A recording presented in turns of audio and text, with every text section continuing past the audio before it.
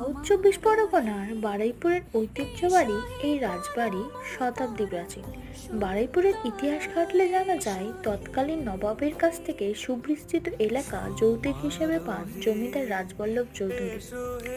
1 বিঘা নয়, 2 বিঘা নয়, জমিদারি ছিল বারুইপুর থেকে সুন্দরবন পর্যন্ত বিস্তৃত। এই চৌধুরী পরিবার পরবর্তীকালে রায়চৌধুরী উপাধি পান। রাজা রাজবল্লভ রায়চৌধুরী লর্ড কর্নওয়ালিসের সময়কালে বিদেশি কোম্পানিকে দিয়ে এক বিশাল জায়গা জুড়ে এই রাজবাড়ি তৈরি করেন। দুর্গাপুজো থেকে শুরু করে রথযাত্রা সবটাই হতো এই রাজবাড়িতে রাজকীয়ভাবে। এই রাজবাড়ির কোনায় কোনায় যেমন ইতিহাস, তেমনই রয়েছে গা ছমছমে পরিবেশ। আর সেই তখনকার সময়কাল থেকে এই রাজবাড়িতে মা কালী পূজিত হয়ে আসছে।